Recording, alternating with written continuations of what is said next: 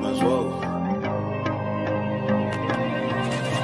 I'm walking through a ghost town, y'all ain't playing my sounds. Don't tell me to calm down, don't tell me to calm down. Only time I go backwards is when I wanna moonwalk. Don't test me, my mood's wrong. Don't test me, my mood's wrong.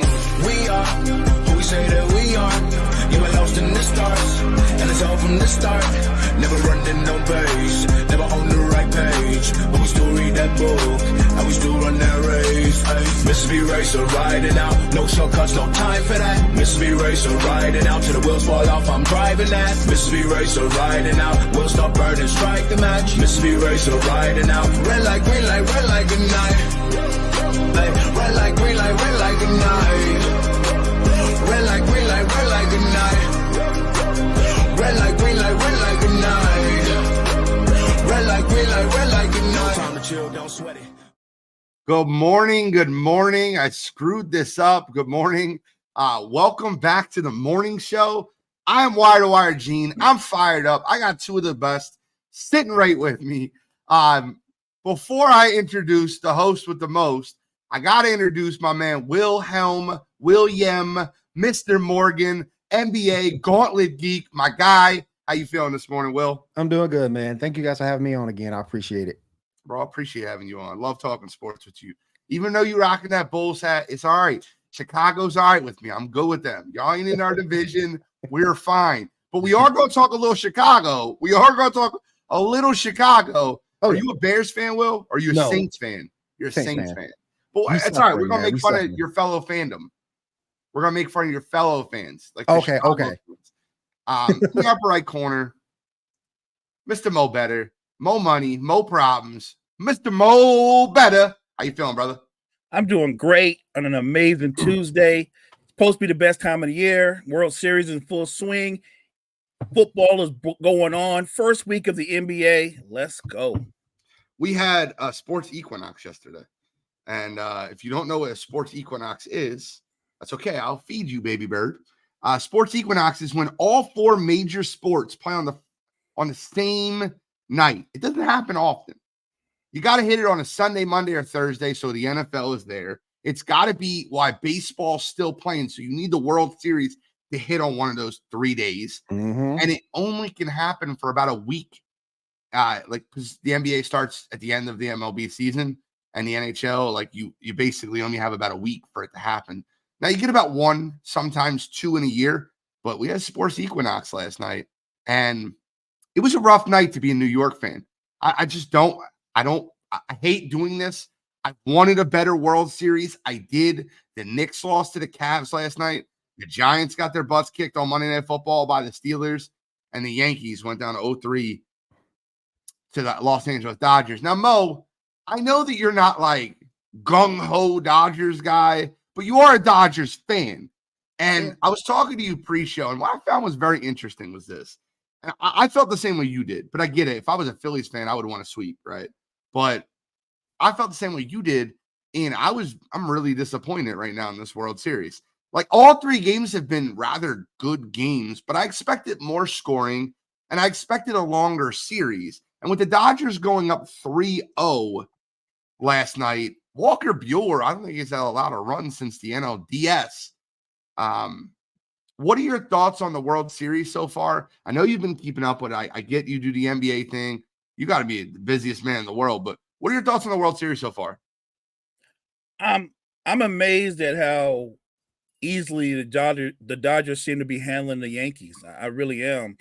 I was so amped up for the series because, all the name recognition with Judge, Ohtani, Mookie Betts. There's so many stars in this series. And it's set up to be like a 7-game epic series between these two huge franchises in baseball. And Aaron Judge has been a whimper. He's not been a factor. The best player has been Freddie Freeman is doing his thing. Freddie Freeman's winning MVP right now, bro. Yeah, yes. No doubt about it. Yes, he is. Yes, he is. He's doing his thing. And I remember pregame last night, everybody was like, well, if the Yankees lose tonight, they're going to get swept. And then they lost. Even though I'm a casual Dodgers fan, I don't want to sweep. I want a series. So Yeah. I'm hoping the Yankees can find their bats and make this a series. Because as a fan, just as a sports fan, I'm disappointed. I'm just disappointed. I'm disappointed also. And I'll tell you the difference in the series. And well, I'm not sure how much of this you've caught up with. I don't know, but we'll talk about it shortly. But the thing that's the difference in the series is the Dodgers are making all the little plays, right? It seems like every time there's a play, like I'll give you an example last night. It's a 3-0 game at the time. Aaron Judge hits a ball in the screws, but he hits it off the end of the bat. It's a fly out. Finally, Aaron Judge actually hit a ball, which was interesting that one of the best hitters in all baseball chose the World Series and the ALCS to be awful. But then Giancarlo Stanton doubles. And Jazz Chisholm's up, and he hits a low line drive, sinking line drive to right field. Mookie Betts takes the first step back, as you're taught as a little leaguer. Doesn't look like he's going to get to the ball. Makes a diving catch. The next play, I think it was Volpe hits a single, and Giancarlo Stanton, I don't know if he's like doing the Cadillac trot around third base. I don't know if he's really that slow. It was one of the slowest trots. Like I've never watched Major League Baseball and be like, I could run as fast as him. Because I'm not a really fast guy. I watched Giancarlo Stanton. It looked like he had a damn refrigerator on his back going around third base. Gets thrown out at home plate, and all of a sudden, that was the game, man. You had 4 good at-bats from the Yankees. The Dodgers threw a guy out of home plate, made a diving catch, and then to make matters worse, the first play in the next inning, Jazz Chisholm drops a ball at third base, like a ground ball, easy play, routine play, and you just can't pick it up. And it just shows you the Yankees are not making the routine plays, and the Dodgers are. And it's one of these series where we look at Judge, Soto and Giancarlo Stanton, and then you look at Ohtani, Betts, and Freeman. The big three for the Dodgers is 100% outplaying the big three for the Yankees. And when we look at pitching, the Dodgers aren't a pitching juggernaut. They've never been a pitching juggernaut. They're not a team that goes out there and mows you down. They outscore you. The Yankees were averaging 5.2 runs per game this postseason. They have scored 2, 2, and 2. I'm kidding. I think they scored 3 in the one game, but I think it's 2, 3, and 2. That can't happen if you're a Yankees fan. Now, they're going to get some relief tonight. Lucas Heel is going to pitch for the Yankees, who is a good pitcher, and the Dodgers are going to throw an absolute bullpen game. So you're probably going to get to game 5, but I don't know. The whole weight of New York is on your shoulders. Could you even get to game 5? Can you imagine being a Yankees fan that bought World Series tickets to game 5? Like, I want tickets to game 5. There's definitely a chance it goes to game 5. It's going to be a pivotal game. It could be 2-2. The Yankees could be going for the World Series win. No, bro. You might not even get to the game. Could you imagine? Will, how do you feel like this World Series has been so far? What have you caught of it? And if you haven't, it's okay. I know you're a huge NBA guy. First of all, I'm shocked that we're not talking about the Dodgers choking. That's the first thing. If you go back and look at their history, I'm sort of kind of shocked we're talking that they haven't choked. Like you said, they've been playing all the little plays. The pitching staff has been doing enough. It's like the Yankees didn't come to play. And I know that's kind of hard to say with being in the World Series, but it's like they didn't come to play. It's like they weren't mentally prepared, because if they were, they would make those routine plays to keep them in games, and they're not doing that. So I'm sort of kind of shocked that we're in this position too. And I'm with Mo. I'm hoping this thing gets extended. Particularly if you're a Yankees fan, can you imagine what the story would be like if the Yankees do manage to come back and make this thing a series? But yeah, I'm very disappointed in the way the Yankees are playing, particularly Aaron Judge. That's a disappointment from a guy who you've been rooting for this whole time. So hopefully we can get a series out of this. Hopefully. Aaron Judge has definitely been small in the biggest moments. And he started off in April, and it looked like he couldn't hit a beach ball. And then from May until September, he was by far the best hitter in all baseball. He gave the whole league a month and a half head start, and he just did things that you just never see before. going to be the American League MVP, is the American League MVP. Yep. In the postseason, he's Alex Rodriguez. And Alex Rodriguez at least had a 2009 in which he put it together and helped the Yankees win a World Series. But not a good look for Yankees fans. Not a good night for New Yorkers. Poor Derek Jeter. No, poor Derek. Derek Jeter is a guy that's been with plenty of women, have won a lot of rings.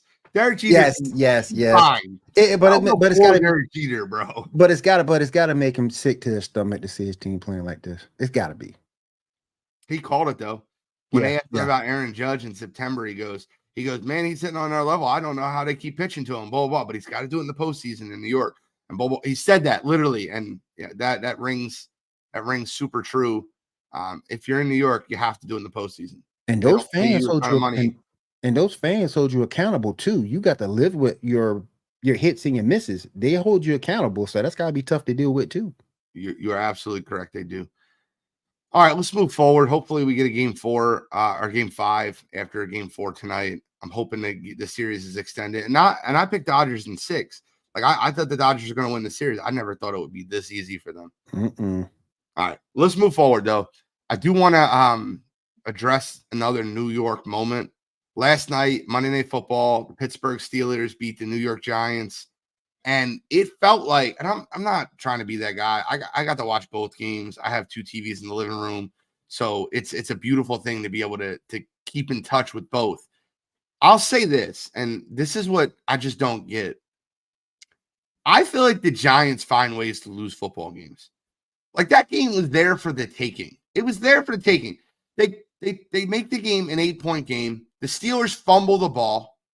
The Giants have the ball, 1 possession game. They fumble it. Okay.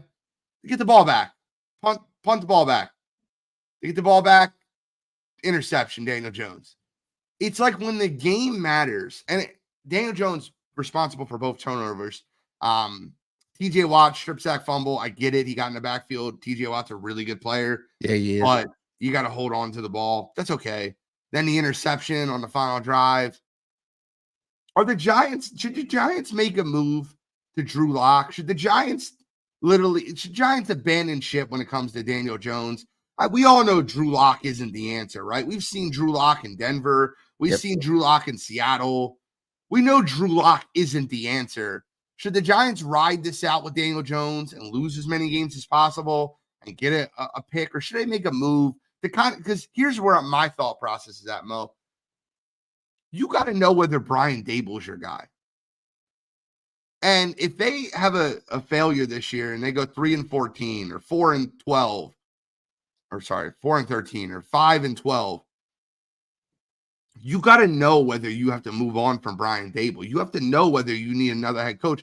And I'll tell you right now, I think Brian Daboll is a good football coach. And I don't care what anybody else says. I think that Giants team as a whole lacks in the secondary and lacks the quarterback position. I think the GM is the first person you need to be looking at, although he did just draft Malik Neighbors. But you got to think a couple years back, Evan Neal, they drafted 5th overall, left tackle out of Alabama. He doesn't even play for them. He's a backup. He's not even starting. Kevon Thibodeau has been underwhelming, so underwhelming that they had to go out there and get Brian Burns in a trade. I remember that. These are first-round picks, top 10 picks. You're supposed to be blue-collar picks. Mo, should the Giants move on from Daniel Jones to see what they have in Brian Daboll, or should they be in full tank mode at 2-6? I like the idea of moving on from Danny Dimes because I think you already know what you have in him. The same way we know that Drew Lock is a career backup. We know that Daniel Jones is not a franchise quarterback. We know that. And I'm with you. I think Brian Daboll is a good football coach. Look, your where you lack is at the most important position in football. They don't have a quarterback. They don't have a franchise quarterback. And so I don't think Daboll's at fault. I think I'm with you. The GM's at fault because anybody that's followed football knows 2 things. The Giants has been trying to rebuild their offensive line for years. They keep drafting offensive linemen, and they've yet to actually establish that.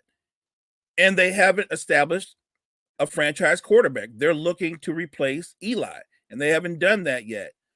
I think you can sit Daniel Jones. And by the way, sitting him for the franchise standpoint is actually smart, because if he gets hurt, that insurance policy kicks in and he costs you a buttload of money. So I would have him sitting right next to me with a clipboard, and I'd play Drew Lock. Well, I do want to ask you a question, and you can give your take on the Daniel Jones thing also. Sure. But I know Mo's a big Russell Wilson guy, and Russell Wilson the last 2 weeks he's gotten better each drive, right? He's gotten better each drive, and I think he gives them an element that didn't have with Justin Fields as far as the accuracy on the deep ball. Them being 2-0 with Russell Wilson. Keep in mind, last week's first half was awful from Russ, but he got better each time. Should we just stop questioning Mike Tomlin? They make the right decisions all the time. Is Mike Tomlin just always going to be the guy that just knows better than we do? I don't think we can say that about Tomlinson just yet, because my thought process is this, and I get it. You do have to run the football. You really do have to run the football. But I would like to see them, what they're doing now, a little bit more. Throw the football a little bit more downfield. Get George Pickens even more involved in what you already do. Because I just think running the football as much as they do, or try to establish run as much as they do, is sort of kind of outdated in a sense, because you can stack the line. And I've never been a fan of Warren or Najee Harris. So I would like to see them throw the football a little bit more, which kind of questions Tomlin a little bit to me, because I would like to see Pat Freiermuth get more involved, George Pickens get more involved. But, right now, they're doing it with Russell Wilson. They're sticking with him. It was a good move because Justin doesn't have the polish as a quarterback to do the things that Russell can do. So it was a good move to put him in, but I'm not to abolish Tomlinson of all sin, so to speak, just yet. So when you look at the Pittsburgh Steelers last night, they had 6 X plays, which to me, it's a play of 25 yards or longer. Najee Harris had a 26-yard run. Darnell Washington and Calvin Austin, 29-yard receptions. Van Jefferson, a 36-yard reception. And then the big one, the George Pickens, which ended up being 43 yards. Yep. Basically the backbreaker for the Steelers. And then they had the punt return from Calvin Austin also, who returned a punt for a touchdown, which, is huge. It was a 73-yard punt return for Calvin Austin. Those were the differences in the games last night. Speaking of Justin Fields, though, his old team, the Chicago Bears, played in the game of the week. And guys, I hate to do this to Tyreek Stevenson. I think he is a good ball player. I think the Bears have a very good defense. Mm-hmm. But if you didn't catch what happened, I'll fill you in. The Chicago Bears scored a touchdown to take the lead late in that game. They were up 3, and I watched some of the worst coaching and some of look, they say in football, the little things matter, the little things. There's a side-by-side press conference between Dan Quinn, Commanders coach, and Matt Eberflus, the Chicago Bears coach. And it's a side-by-side comparison talking about the final drive. And Eberflus goes, yeah, I really wasn't concerned with the 15 to 20 yards that they got on the first play because we're trying to prevent a touchdown. That's what matters there. And Quinn's like, the big part of that drive was the 15, 20 yards that we got to get him in range to be able to throw the Hail Mary. And for an NFL coach to say he wasn't concerned with the 15 to 20 yards that got them from the 25 to the 45 so they can throw a 55-yard pass instead of an 80-yard pass is baffling to me. I cannot believe that came out of his mouth. And then you got a guy, you're a defensive head coach, Matt Eberflus. You're a defensive head coach. You got a guy on your defense in Tyreek Stevenson, and he says he was cheering with the Chicago Bears fans in the crowd. I've watched that video 10 times. I see him taunting Commanders fans. That's what I see. While the play is going on. That is insane. There's a still shot of him facing the play with receivers running towards him. Now, to his credit, he sees the plays coming on, He goes over and he wants to make a play on this ball. And he's the guy that tips the ball that goes directly into the Commander's hand for the touchdown. That's not his fault there. Him tipping the ball and it goes to the Commander. I don't think he could have had better field position or better position to tip the ball if he wasn't taunting the crowd. But man, I got to tell you, to have a situation like that happen and to have your coach say 15, 20 yards didn't matter. When Dan Quinn on the other side saying that 15, 20 yards was the world to us, we would not have been able to throw that Hail Mary if we didn't get that close. And then to have one of your defensive players taunting the crowd as just 30 seconds before you lose on a game-ending Hail Mary. Mo, I got to get your thoughts on this, and I'll go right into Will right afterwards. What are your thoughts on this whole entire debacle in Chicago? You're on mute, brother. You're on mute, Mo. There you I go. think I was most shocked that Eberflus was so casual. He was so casual about how they dealt with that. I didn't understand. I could not understand that at all. And look, we can talk about the final play. That was god awful, but what about the drive where they handed the ball to the center? They're at the goal line.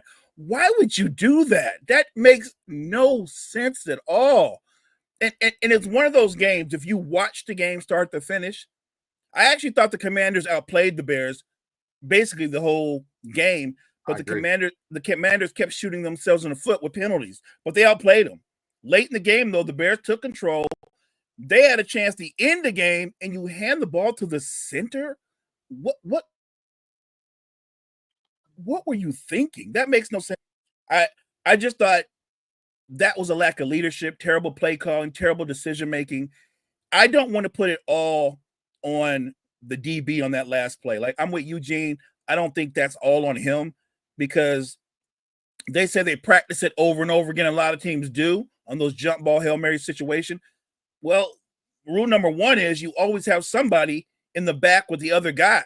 You're basically supposed to be blocking him out the way you would in the NBA, and there was nobody there for that. So, look, there's enough blame to go around, but when I look at a loss like that, I start with the head coach.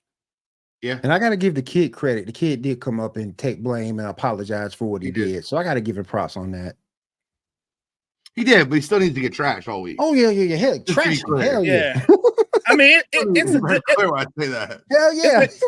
It's a good apology, Will, but what else is he going to do? We all saw he can't do nothing else. He kind of had to apologize. We all saw it. Yep. Hey, real quick, I got a worse quote. Go back last week.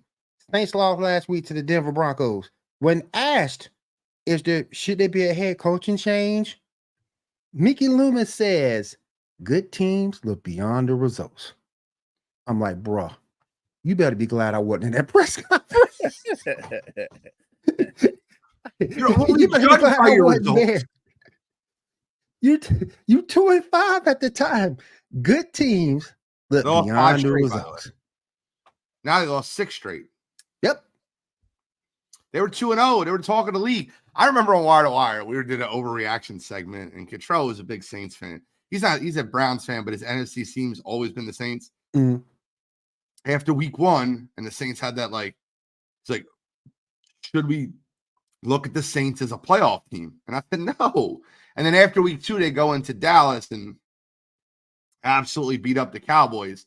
And he goes, oh, well, look like I was right. The Saints are a playoff team. I said, Cottrell, slow down. It's 2 weeks. We're not a playoff team yet. I've been on this show, and I've often said the line is atrocious. That hasn't changed. And they've got injuries on top of it. Supposed to be getting Derek Carr back this week. Playing the Carolina Panthers.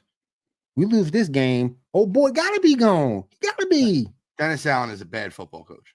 I think he's a good defensive coordinator. I think he's a good defensive coordinator, but a terrible coach. Everybody's not a head coach. Right? Yeah. Speaking of head coaches, that I don't know, man. I think they get a raw deal, and I'll talk about this one right here because the New York Jets.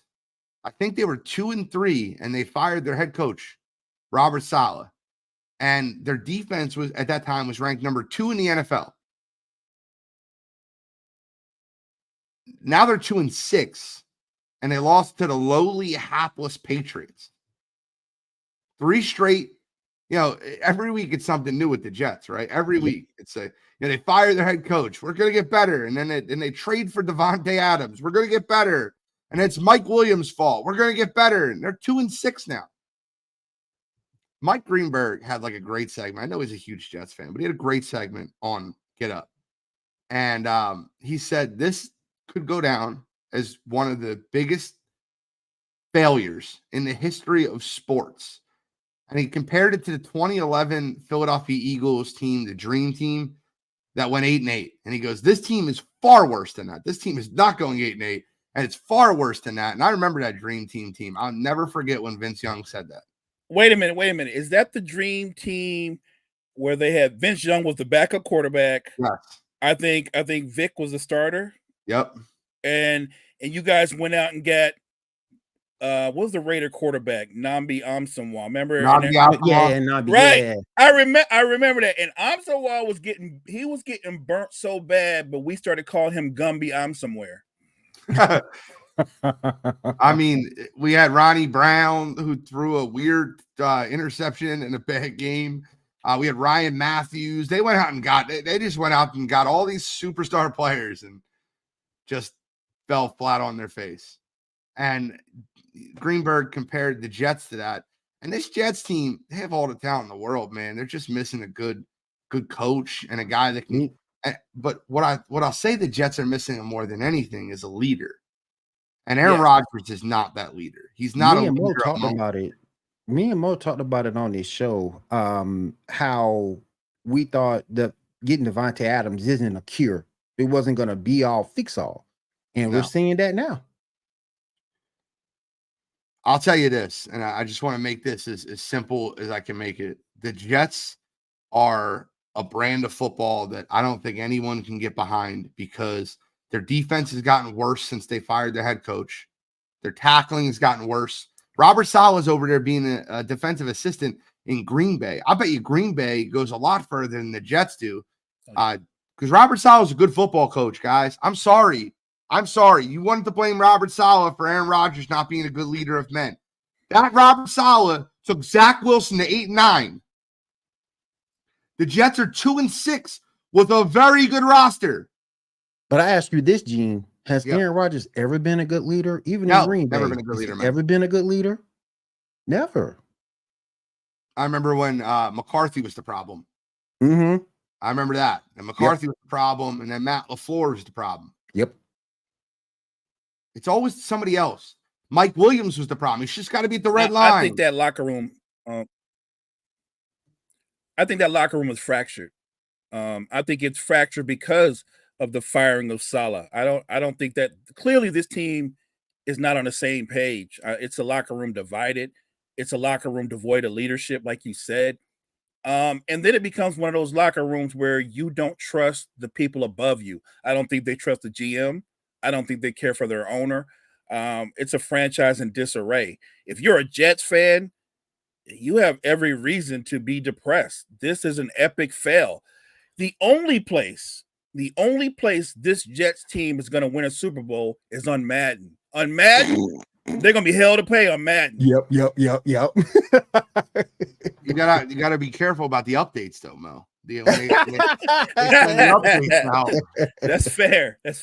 Oh man, Mr. Hess is rolling in his grave, man. I feel sorry for that man.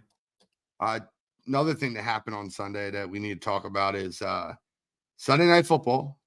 The Dallas Cowboys played the San Francisco 49ers in a game where I felt like this is a great game for the Cowboys for a long time.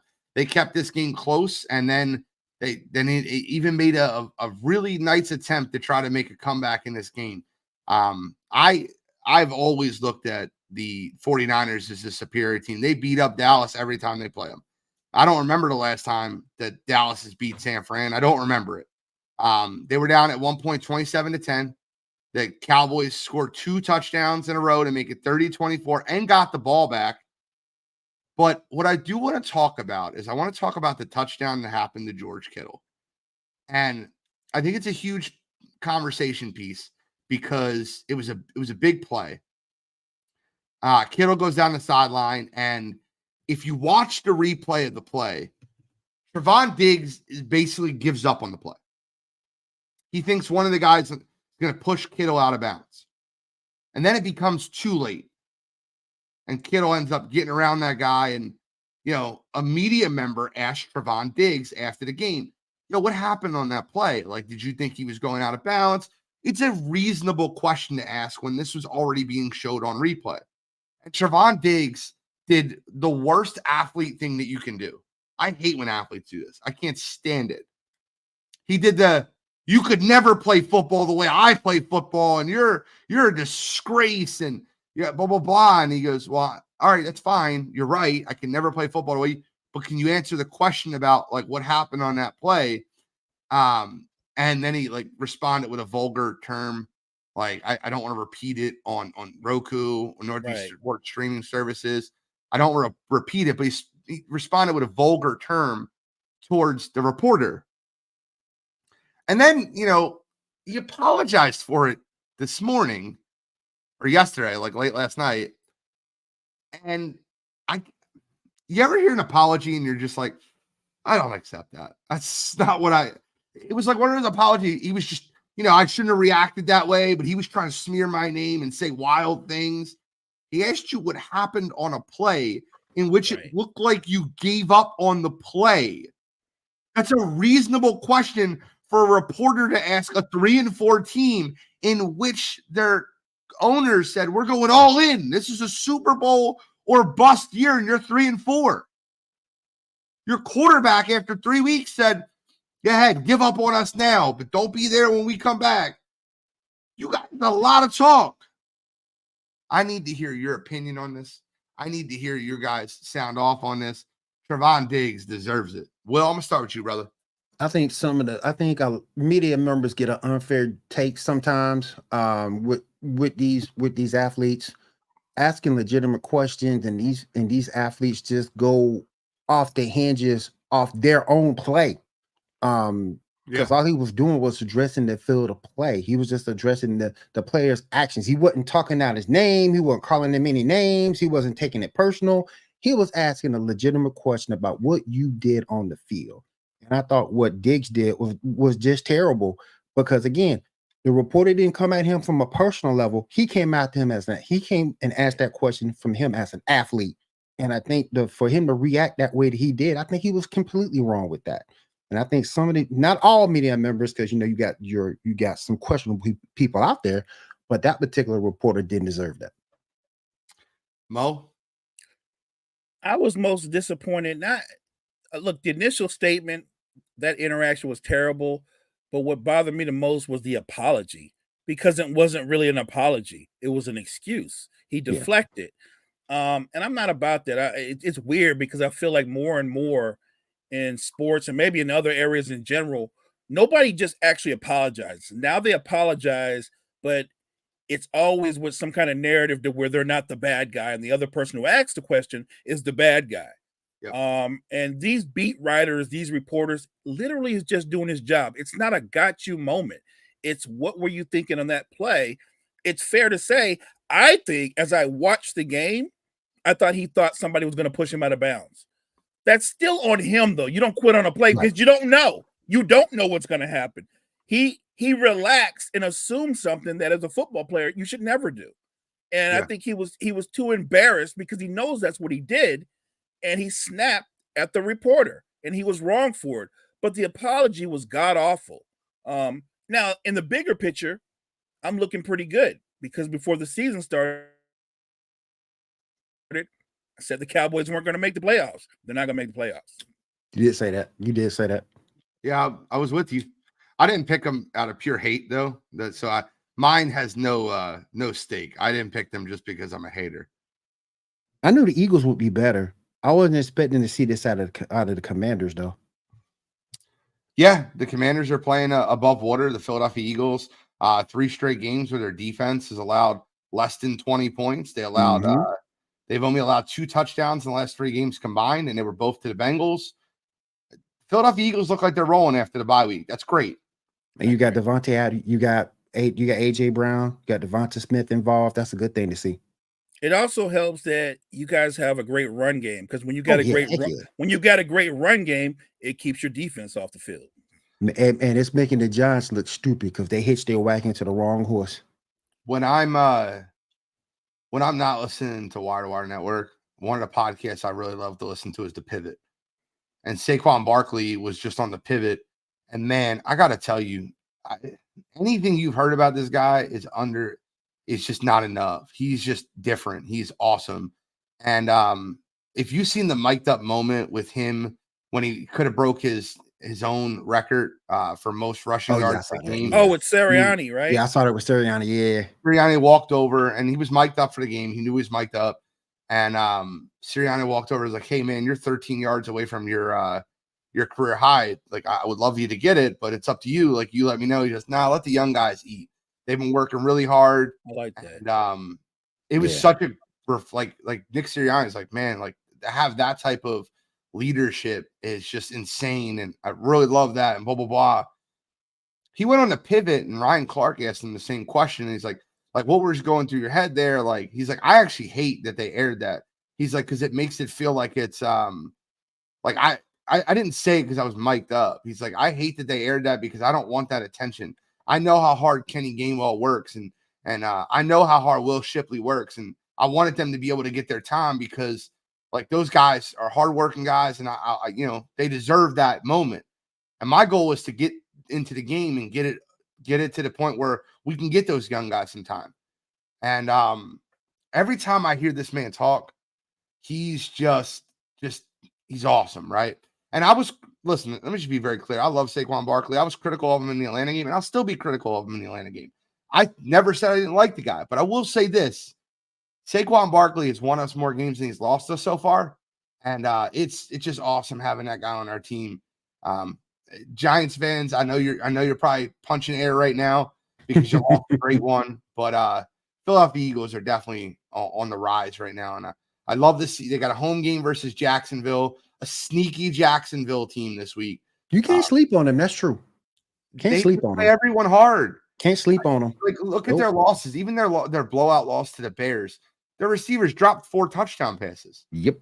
Last week versus the Green Bay Packers, they throw a game-tying touchdown to make it 27-27. Their defense just blows a coverage, and the Packers get in field goal range with Malik Willis. Yep.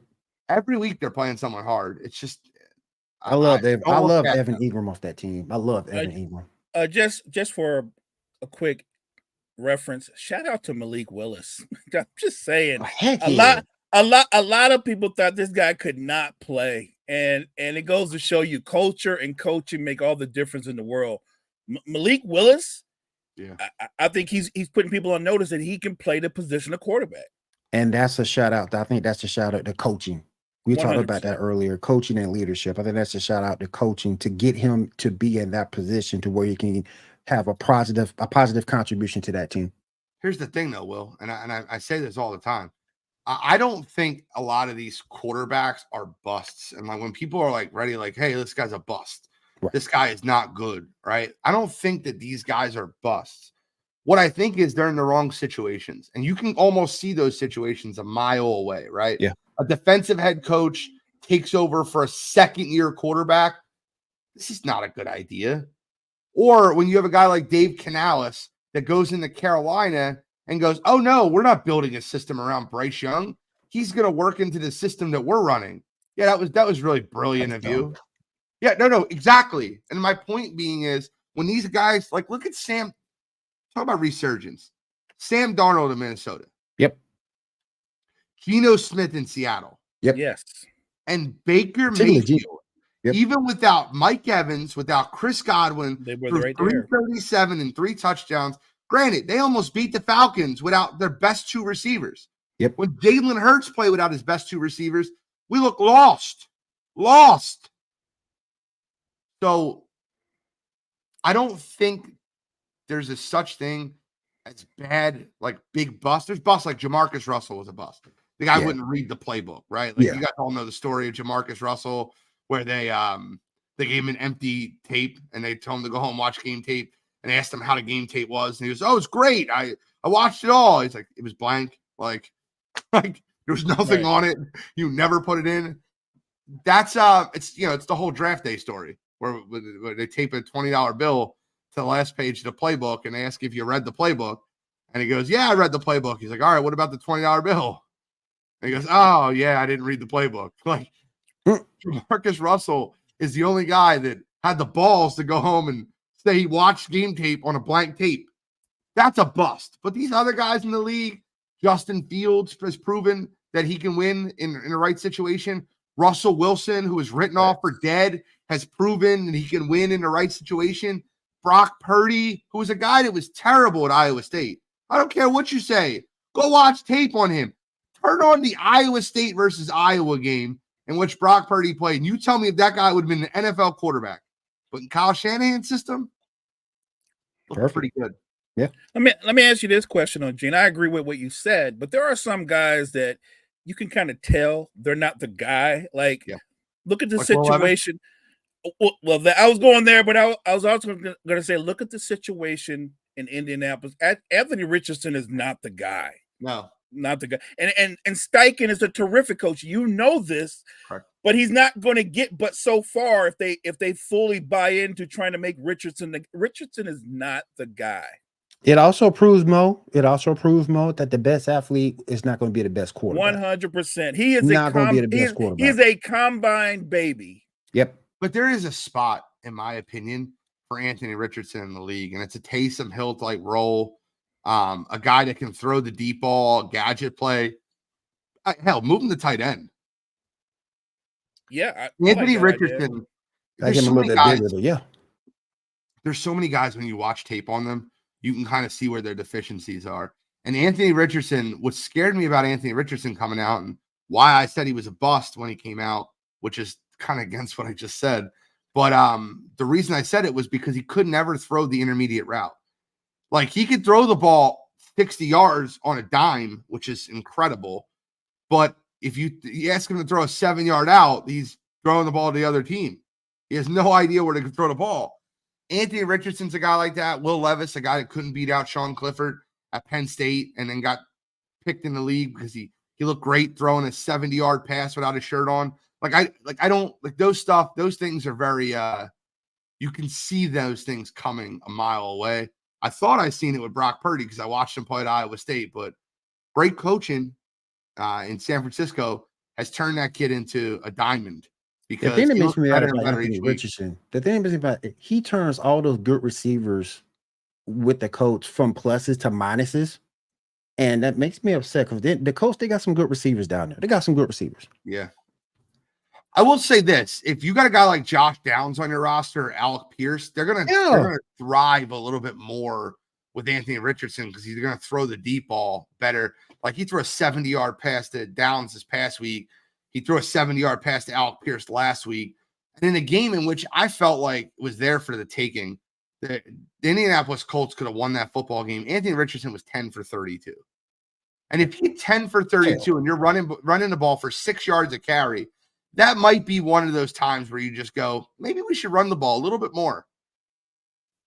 10 for 32. Terrible. Have you ever seen that? Terrible. I look at him, and the Colts have lost a lot of close games. He does just enough so that his team doesn't win. Joe Flacco, this team's a playoff team. Oh, hell yeah. Most definitely. All right, let's do this. Gene. Let's talk about the situation in Cleveland. Oh God, that's actually on my agenda. That was the next thing we were going to bring up, but thank you. Because I got to give Jameis some props. He came back strong. I got to give him props on that. And I got to also give props to soundbite, bro. Huh? He is the funniest. Like, I've never met a person that just like, I want to tape their mouth shut. And every time he talks, he's a walking soundbite. He is. From his pregame to like, they're like, oh, how have you prepared for this game? Do you have butterfly? The Lord has me for this game. The Lord. And he's like going nuts on like this Bible speech. Yep. And then after the game, they ask him about it. He goes, there's this white boy from Detroit that says you only get one shot, one opportunity to seize everything you ever wanted. And he goes on this whole 8-mile lose yourself rant. And it's insane to me how Jameis Winston's just different.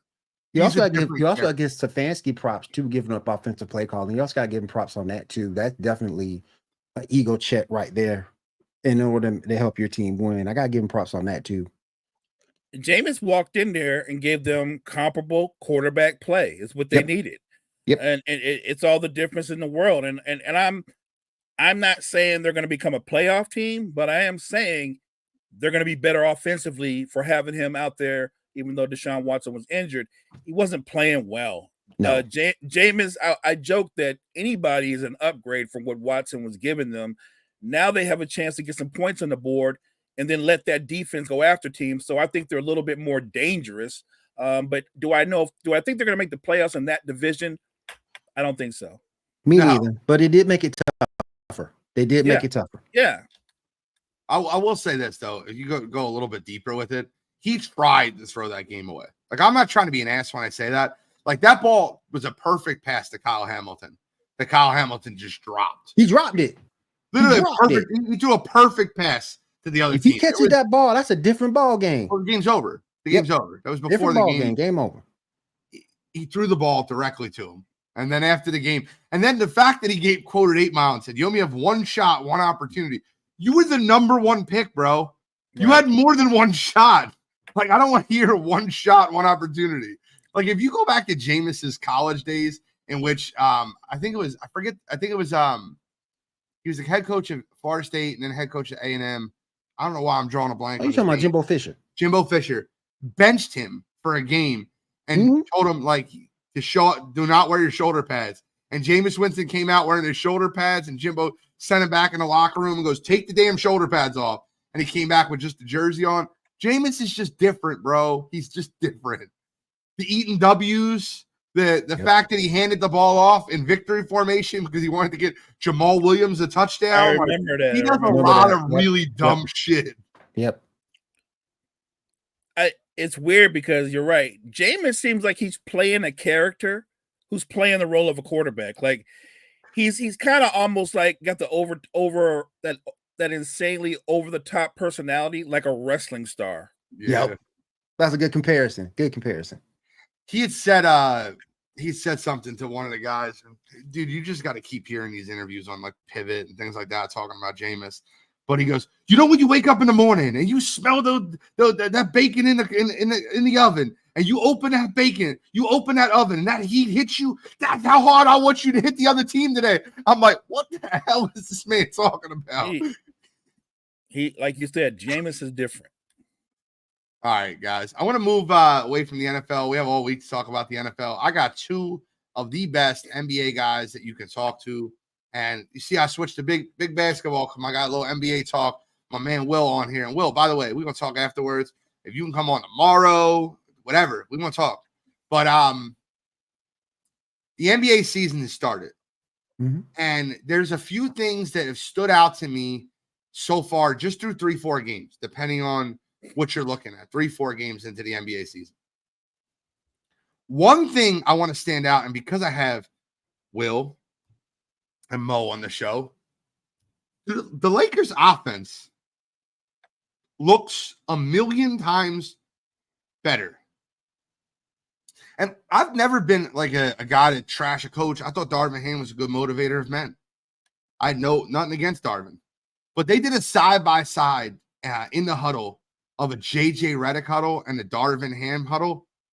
And man, the amount of X's and O's that get talked in a JJ Redick huddle and the way that they're moving the ball, the screens, everyone is doing something. There's no standing around. And it's not like they're exerting a lot of energy. Some of they're moving lightly. They're not like running hard like the entire 20. You can't do that with LeBron and AD. You're going to fall apart. But the basketball that's being played looks like it's coached at like a very high level AAU team, like a team that like where everyone's moving. There's always something for someone to be doing. The difference, and even last night, he asked after the game, they lost the game to the Suns, which is a good basketball game. He asked after the game, he goes, I'm going to petition the NBA to see if we can start using a little worn in balls.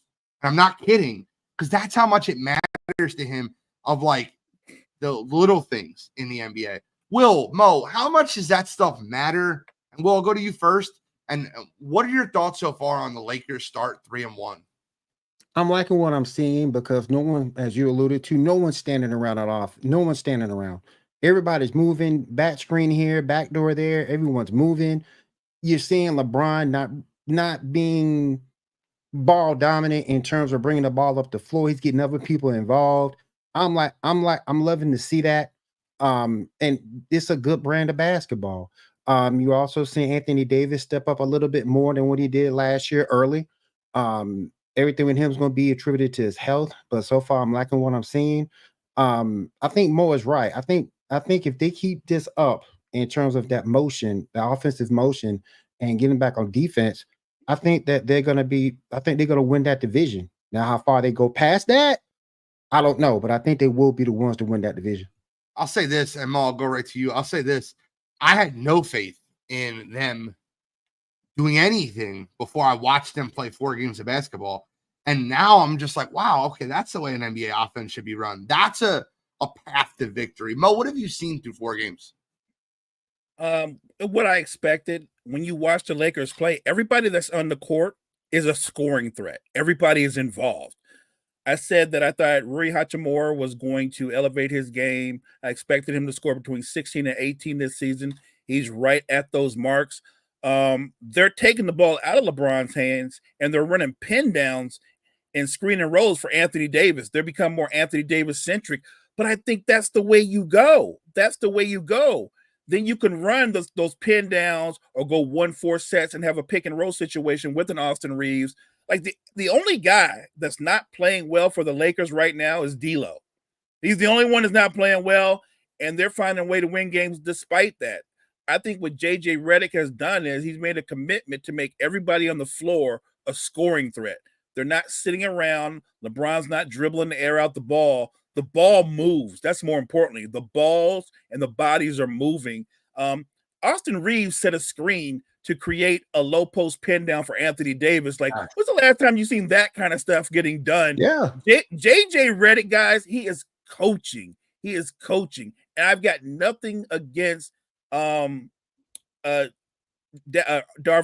The thing about Ham is, though, you can be a great motivator, but he wasn't a great X's and O's guy. It's Doc Rivers. JJ Redick is all about he's all about detail. And I said the Lakers, barring injury, was going to win the Pacific Division, despite the loss last night. And it's like I said, it's early, but I still expect them to win this division outright. And can I say this also? I love this brand of basketball because not only are they moving the ball, it's also keeping players involved in the game mentally. You can't check out mentally in this offense. You definitely have to be on your game, be at your spot where you're supposed to be. And I am loving that. I watched the Phoenix Suns play a few games, and I do want to bring something up because I think it's so important. Has there been a more underrated pickup in the NBA than Tyus Jones? And what I mean by that, what everybody that had 2 eyes and a brain that watched basketball last year knew that the Suns were missing a point guard, like a true point guard, a guy that can distribute the basketball to Beal, Booker, and Durant. That's what they need, right? Granted, defensively, they're still going to be abysmal. But what Tyus Jones brings is an efficient offense to where guys like Booker and guys like Durant are getting easier shots because a point guard knows where to find you on the basketball court. Are the Phoenix Suns and Los Angeles Lakers championship contenders this year based off what you've seen through 4 games? I think the Lakers are. I still question Phoenix. Okay. I still question Phoenix. I think that defense is going to bite him in the ass. But in terms of, but I do see it with the Lakers. I think what's going to hurt Phoenix from being a championship contender is that teams can beat them up on the interior. Yep. They don't have any rim protection at all. Nurkic is not a good defender. Plumlee's okay, but he's a rotation player. They're 3 wing players. I'm talking about Durant, Bill, and Book would have to have huge games throughout a series to even stay in a series against some of the better teams. They lack size and they lack rim protection. I still like OKC. I still like OKC better. I like a lot of teams better. I just want to know if they're contenders. Yeah, they're contenders. They got into a series. That's what I want to know. And I think their roster construction was flawed Like when you brought Booker and Beal and Durant in, you expected that to be your 1, 2, 3. You didn't expect to have to bring in a point guard and have to move Beal to the 3. He's not a 3. And Right. a lot of wings in the NBA are going to eat him alive because he shouldn't be playing the 3. When they play a team like Boston, I don't know how you defend Jaylen Brown and Jason Tatum. What are you doing in that scenario? But I just wanted to get your thoughts on that. Will, it wouldn't be me if I didn't ask you. Chicago Bulls, 2 games in the season. Zach LaVine looks like Zach LaVine, 4 games in the season. What are your thoughts on the Chicago Bulls? What are their outlook? Last night, they got a huge win last night. Zach LaVine looks good. Josh Giddey's getting good minutes. He's helping you guys on the offensive rebounds, passing the ball. Last night, the Bulls looked good. Mhm. How are the Bulls going to look this season? I think they'll be middle. I think they'll be middle of the pack. If the playoffs, if the playoffs for the day, will be in 5th place, in the Eastern Conference playoffs. So I think they'll be middle of the road. Look, we're still trying to figure out what Patrick Williams is. My only call for pause with Zach. How long can he keep playing? How long can he keep playing like this? He shot 41% from 3 last night. How long can he keep playing like this? How long can he stay healthy? There's another question that I have. But I think we'll be middle of the road. I think we'll be around 500 this year. And I think that's the best that you can hope for. And What is that? Go Go ahead. I'm sorry. I was No, just you go gonna ahead. end- We only had a couple minutes left, and I wanted to end on this last topic because it's a topic that needs to get brought up. And I wanted to use it at the end of the show because I think it's going to be too fired up, and I won't be able to process anymore after this. Joel Embiid and Paul George still haven't played a game yet. We're 3 games into the season. Joel Embiid, who played on the Olympic team, needs to rev up for the regular season. What? He's not going to play any back-to-backs this year. He's already missed 3 games. Are the Sixers not the most frustrating, maddening team ever? Could you imagine being a fan of this team? Could you imagine the things I go through watching this basketball team? Mo, tell me. I think it's frustrating. It has to be frustrating as a Sixer fan or as an NBA fan. Just this Yeah. notion that you played international basketball, and you were good to go then, and now not only are you not playing back to backs, you start the season off in a very tight division. I want to remind you that there are 3 legit title contenders in the Eastern Conference, and they're all in the same division. So you start off putting yourself behind the 8 ball, putting everything on Maxey because Paul George is out as well. I don't understand that. If the mission is to try to win a title, you want to make sure you win as many games as you can to put yourself at least as one of the top 3 seeds going into the postseason. I just, it's disappointing, but this load management or all these different things that these players do, it is very much part of this era of the NBA. Here's the thing that makes me upset with this whole Joel Embiid thing. All you got to do, look, back-to-backs, you can go quash that. You can give him 25, 30 minutes a game. He has a good backup in Andre Drummond. 25, 30 minutes a game is all he really needs to give, in my opinion, because you got Drummond behind him. And B, to me, when you let your star athlete say something like that and actually do it, the team is enabling that. And the 76ers, they need to quash that. And they should have quashed it the minute it was said. They should have quashed it right then instead of enabling him to do that. You just signed this man to $193 million. You just signed him to $193 million. We work 40 hours a week, sometimes 6, 7, 8, 7 days a week to make what we make. This man's playing ball 3 days, 4 days tops. And you are enabling him to say and do this stuff. And as a team, I think that's where it's so disappointing because the team should have stepped up and quashed it right then. 100%. Guys, we got to wrap up. We're at the 1 hour mark. Hopefully we can get all 3 of us back tomorrow. Will, I'll talk to you free. afterwards. I'm Awesome. free. That's great to hear. We can continue this conversation, get a little bit more into the NBA season. We had a lot of NFL. We had a recap without a show Monday, but I appreciate everybody hopping on this morning. Mo, close us out, my friend. Thank you guys so much for joining us this morning. Make sure you check out all the great content we have at Wire to Wire Network. Wire to Wire Network, we appreciate you. Thank you, guys. See you guys tomorrow. Later.